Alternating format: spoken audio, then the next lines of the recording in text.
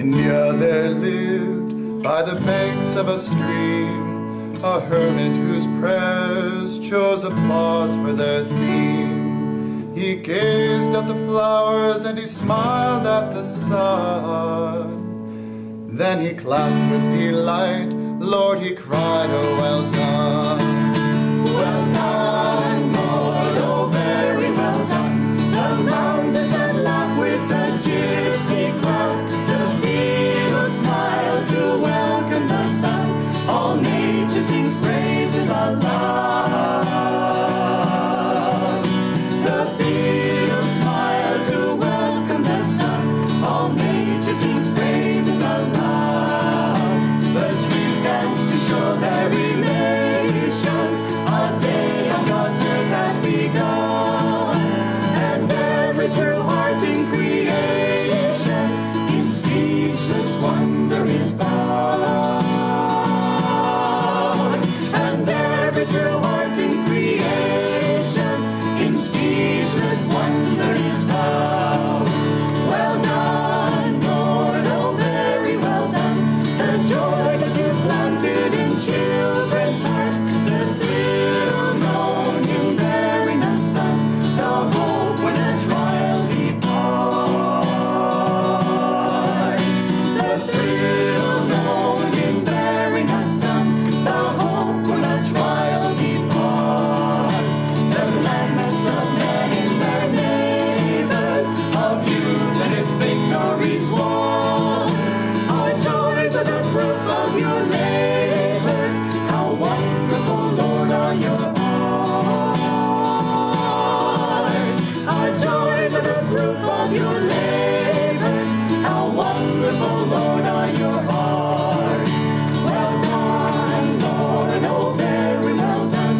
At once I discovered the mystic key, the world's joy, oh, secretive one, replies to your sweetness in me. The world's joy, oh, secretive one, replies to your sweetness in me. For here in my heart lies the answer, your love shedding light like the sun. All life seems to live like a dancer, when gazing I see only thee.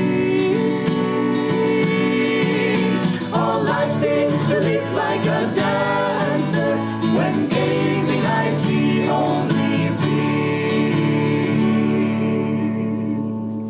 thee. So we're very happy to have you all here at Sunday service. Especially we'd like to welcome those who are here for the first time, our guests and visitors. And we hope you enjoy the Sunday service. The topic this week, and my name, I am Nayaswami Parvati, and this is Nayaswami Anandi. So we're very happy to share this service with you. I'll be reading from Rays of the One Light, which are weekly commentaries on the Bible and the Bhagavad Gita based on Paramahansa Yogananda's teachings and written by Swami Kriyananda. The topic for this week, is God present even there where there is ignorance? Truth is one and eternal. Realize oneness with it in your deathless self within. The following commentary is based on the teachings of Paramahansa Yogananda. The Gospel of St. John, chapter 1, makes a reference to the divine light that is obscure to the rational faculty, but that enlightens our higher nature. The light shineth in darkness, and the darkness comprehended it not. Reason recoils from this statement with innumerable questions. What is this darkness? Is it conscious that it should comprehend anything? What sort of light would be capable of shining in darkness without transforming at least that part of the darkness in which it shines into light? Does this light shine only at night? And if so, why only then? The solution is that to divine sight, even daylight seems darkness. The sun itself, like the moon, which shines only by reflected light from the sun, is but a kind of reflection of the cosmic light, which, being immaterial, is invisible to the eyes, but which is the great source of all material reality.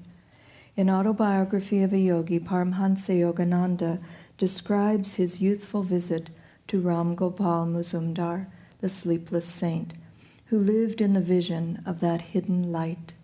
Around midnight, Yogananda wrote, Ram Gopal fell into silence, and I lay down on my blankets. Closing my eyes, I saw flashes of lightning. The vast space within me was a chamber of molten light.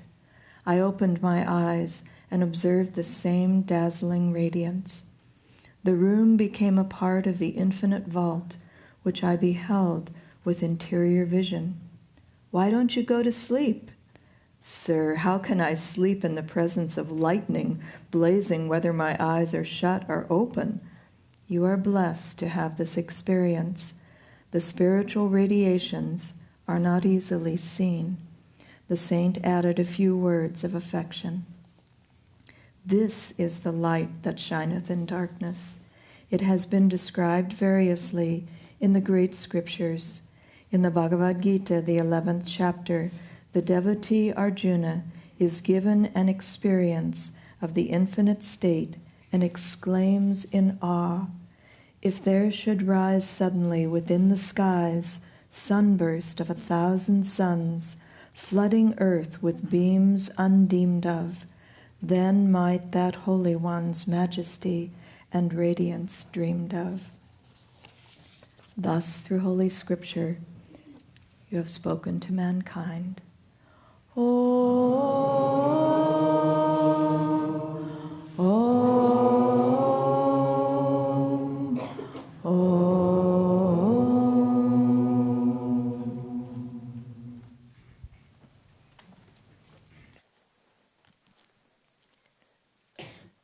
Welcome, everyone. I too would like to welcome you and also our friends joining us on the internet. We'll begin with a reading from Whispers from Eternity, Prayers and Poems by Paramahansa Yogananda. Simple prayer. O divine friend, though the darkness of my ignorance be as old as the world, still make me realize that with the dawn of thy light, the darkness will vanish as though it had never been.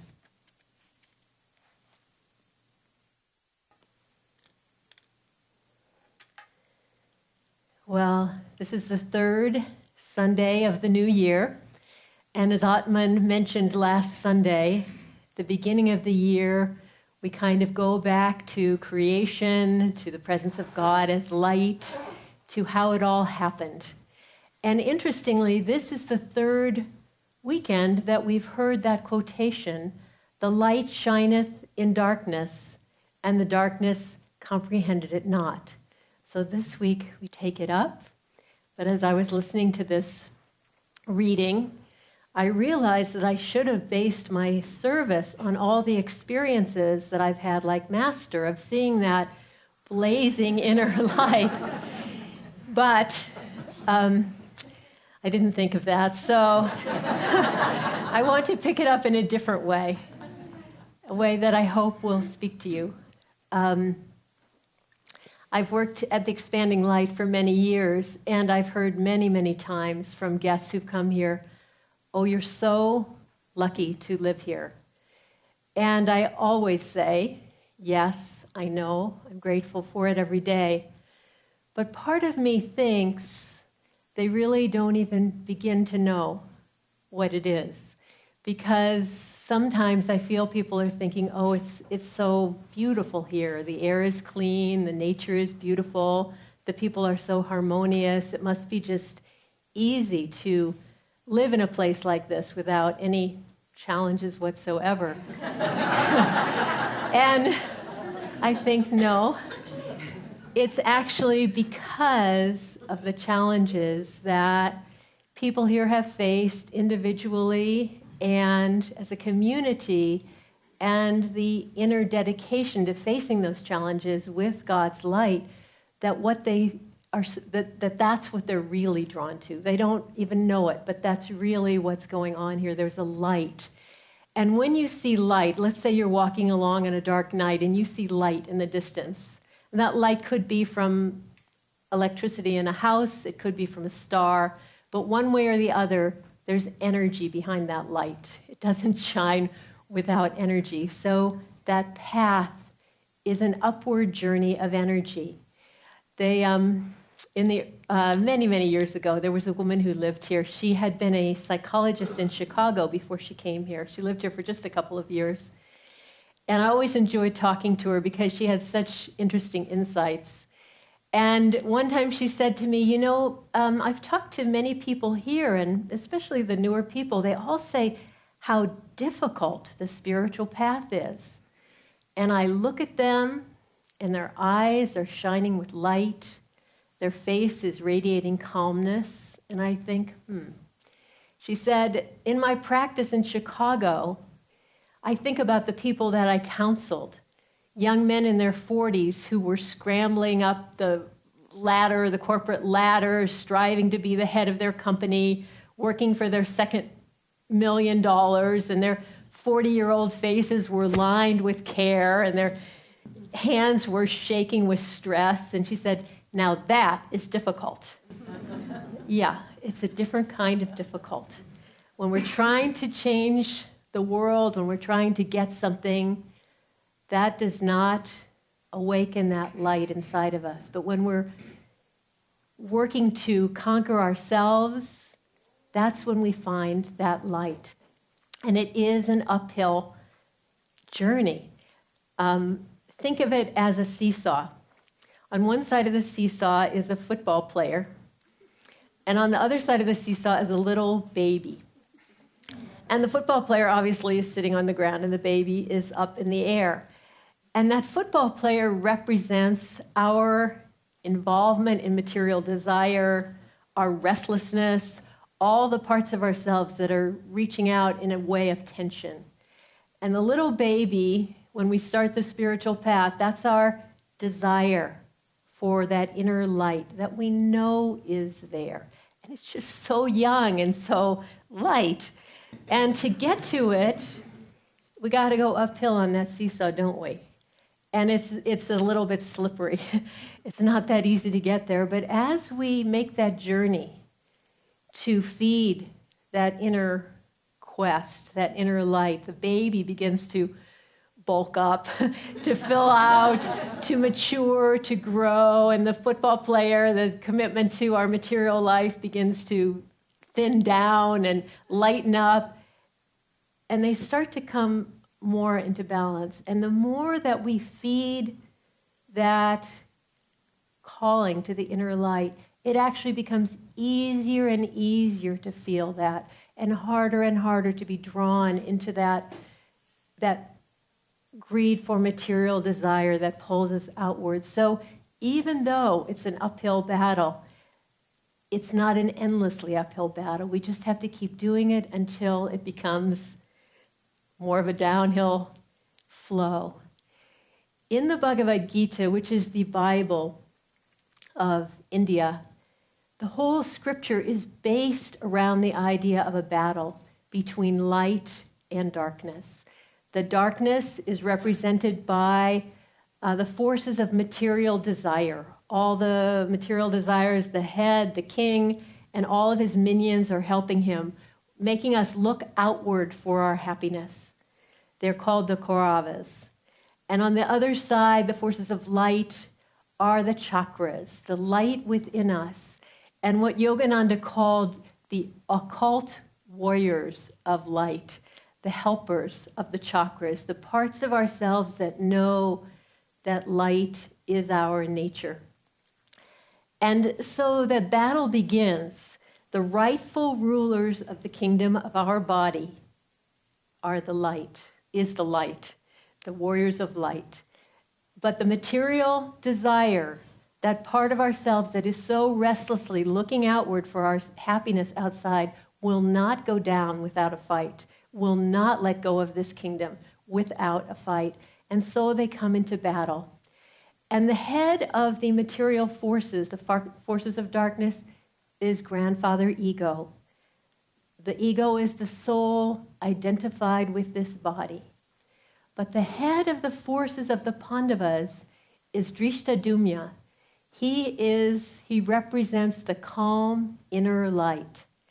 And Drishtadyumna was born specifically for the purpose of destroying one of the warriors of the Kauravas, Drona, who represents material habits.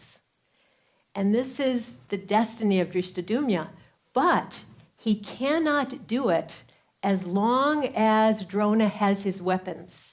As long as Drona is ready to fight, no one can kill him. So, what Krishna does, Krishna represents God.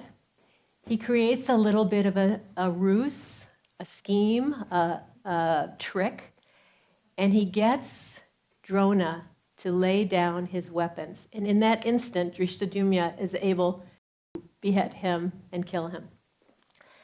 So this inner light has power, but it's the grace of God that opens up the way for us to change and to grow and to express that light.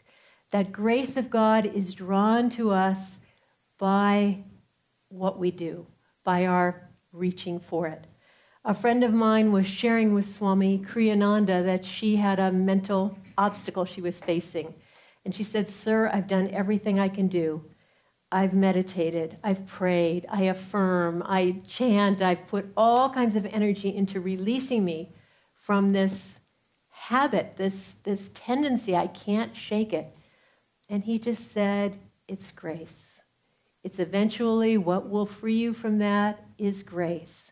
But all that she was doing, calling on that through her meditation and her service and her devotion, that opens the way for that grace. And then the inner light that is her nature, that is our nature, will triumph. But we have to work in cooperation with that. I don't know why I've always just particularly loved this example that Master gave. He said that A and B were fighting. Now, if you find this offensive, it's a fist fight. You have to realize it's an allegory. It's an allegory. A and B were fighting, and they were fighting with their fists, and they were both getting exhausted. They were fighting so hard, and they could barely lift their arms to fight. And finally, B said, "I just can't do one more thing." And he gave up. And at that same moment, A thought, "I just can't do one more, but just one more punch." And it was at that moment that B had quit, that A was able to give the punch that finished him. So this is the allegory for our journey. We each have these internal battles, these habits, these obstacles that we're facing, and we think, how much longer? I mean, I've given this everything I've got. How much longer is this going to be here? But we never know when the grace of God is going to release that karma, when B is going to get exhausted, when that karmic test that you have is going to say, it's over now. And that final burst of energy is going to finish that off.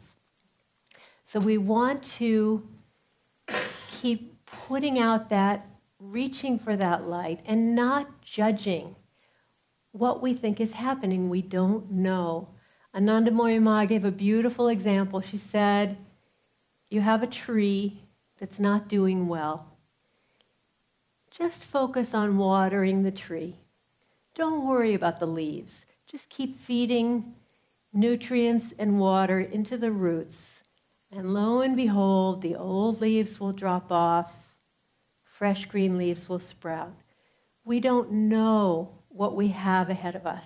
We don't know what this karma will be, but we don't have to worry about that. We just have to keep feeding what we do know, calling on God, meditating, praying, offering our lives into this attunement, and don't worry about the rest of it.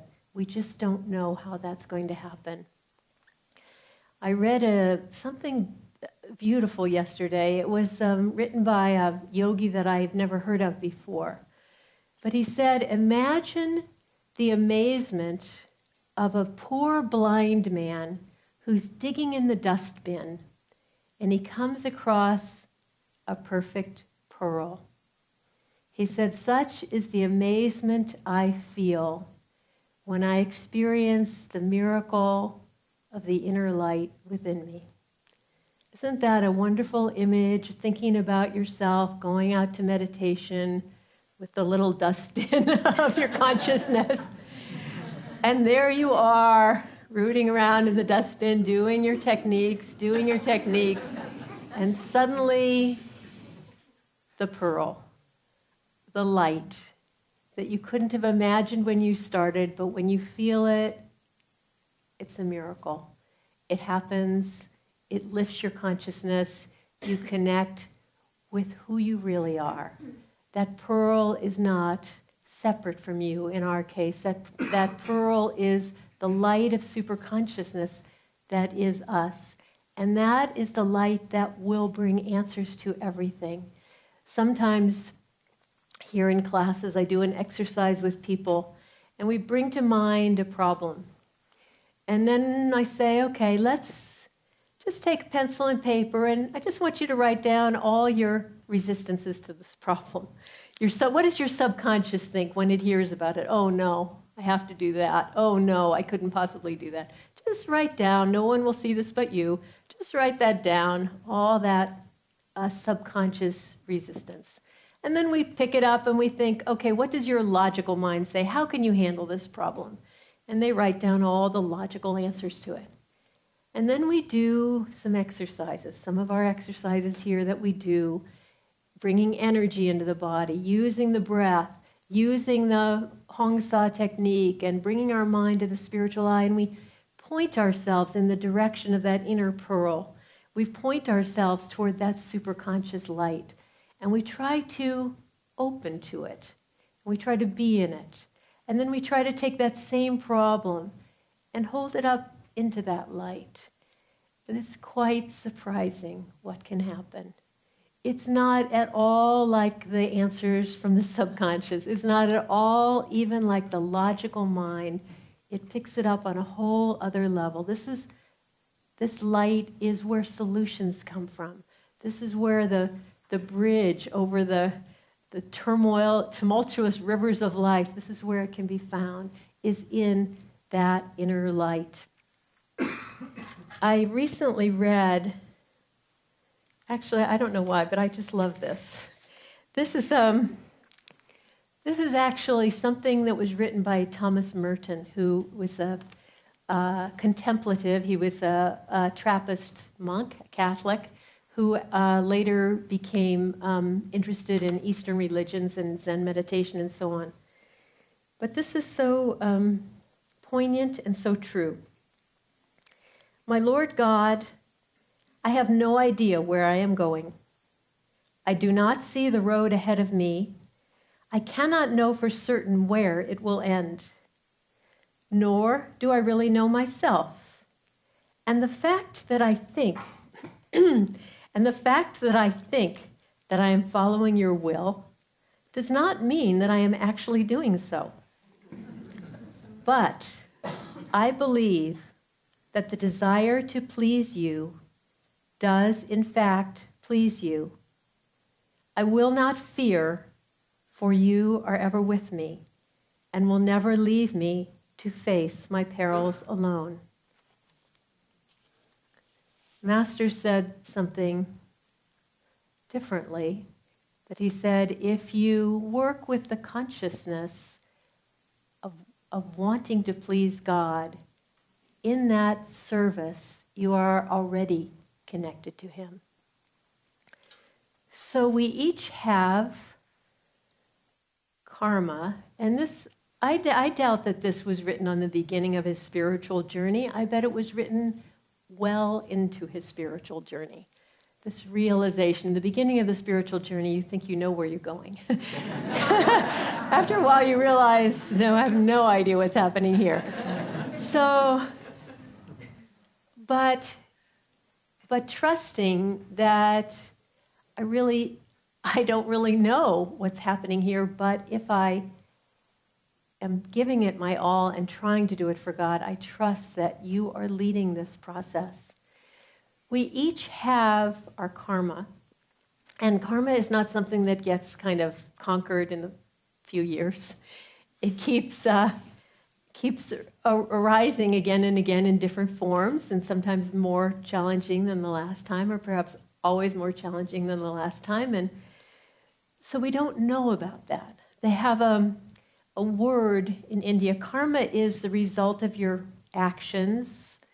We put out a certain kind of action, and that action, it's the initiation of a circle, and that energy inevitably comes back to us.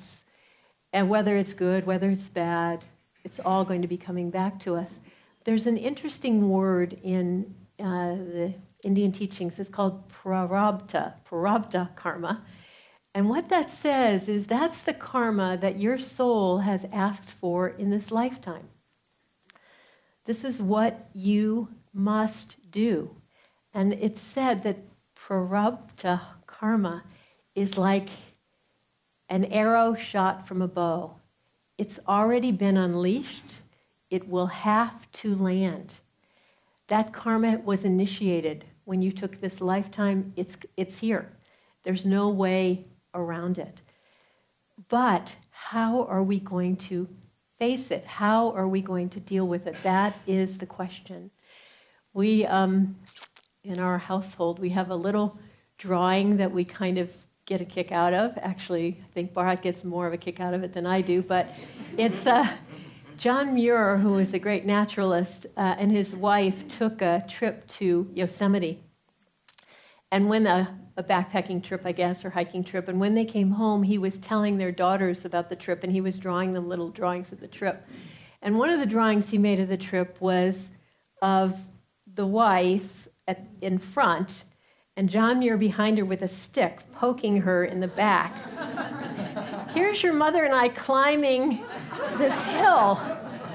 And it's sort of adorable, sort of relevant, but it's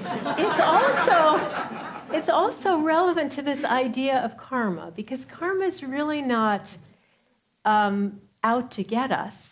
Karma is the prod in our back saying, okay, don't rest.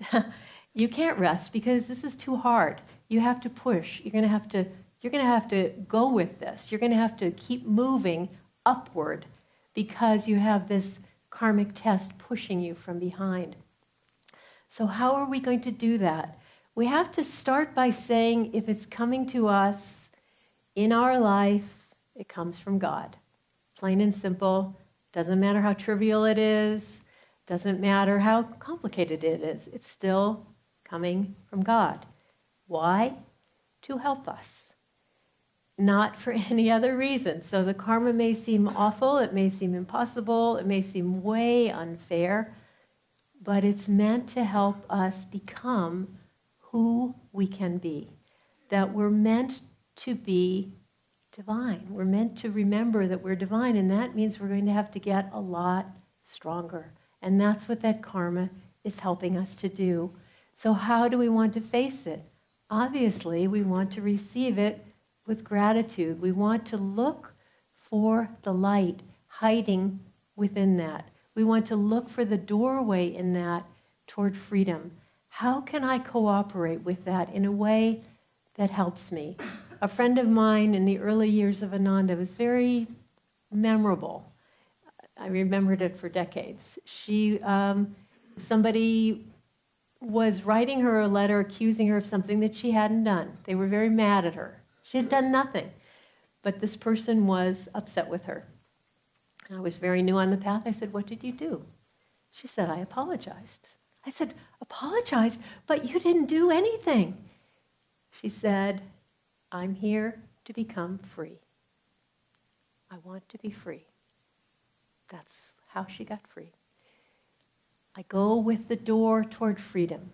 I don't look for logic. I don't look for fairness. I look for freedom. And that's where the light is coming from. That's where the light is within us. So whatever is happening, God is there with us. There's a beautiful story of a saint who lived in Puri. This saint was very devoted to Lord Hari. And this saint had the prarabda karma to have dysentery, chronic dysentery in this life. And it was terrible, and he was very weak and helpless. And Lord Hari thought, my beloved devotee, what can I do? If I remove this karma from him, he's going to have to come back in another life and deal with it. That's a terrible thought. He'll have to deal with it in this life. I will be his servant. I will myself be the one who takes care of him during this illness. And so through the man's servant, Hari was the slave of his disciple.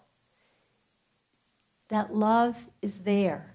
So we don't know who that person is, who that, what that circumstance is that is the magical way that our guru, that Divine Mother is saying, okay, you've got to do this. I'm sorry. It's just what you've got to do. But I'm going to be there. And I'm going to be there helping you in that. So we want to receive that. We want to open ourselves to that. This light that is within us all the time, we want to be looking for that. Master tells us that when we're involved in darkness, we can never find happiness. But if we can bring ourselves into that light, darkness doesn't mean evil. It just means looking for our happiness outside. But if we can bring ourselves into that inner light, look for that through our meditation. If meditation is difficult, through our chanting. Chanting is difficult, through our prayers, just through our longing. I was having a meditation the other day, and my mind was talking.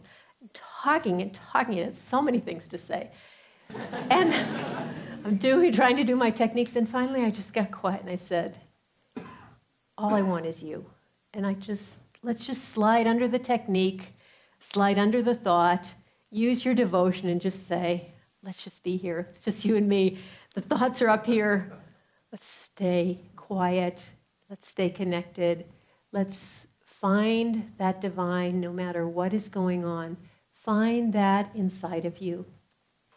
Master said, if you do this, if you look for that light through your sadhana, through your service, especially through your love, he said, one day when you least expect it, you're reaching up one hand to God, and God will reach down two hands to you and lift you up. He said, because God wants you more. So this is something, I'm going to stop now. I want to meditate on that. God is looking for us. He wants us more even than we want him. Let's meditate on that.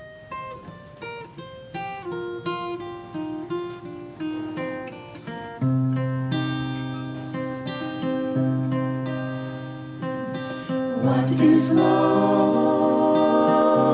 Is it only us? Or does love whisper in the flowers? Surely we, children of this world, could not love by our own powers. What is joy? Is it just a dream? Or does joy laugh in every stream? Are the clouds mindless after all? Or is joy all precious theme.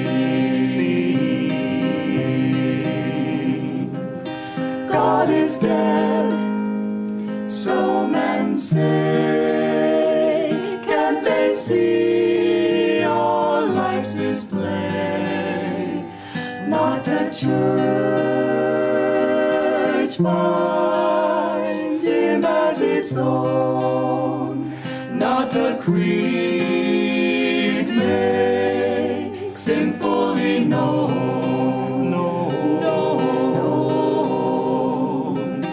Foolish we, if we limit him. Every atom is his throne.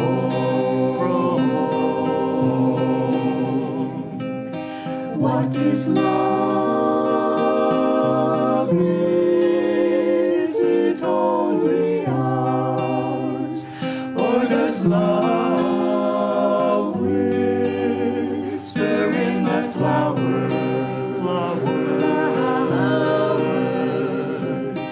Surely we, children of this world, could not love by our own powers.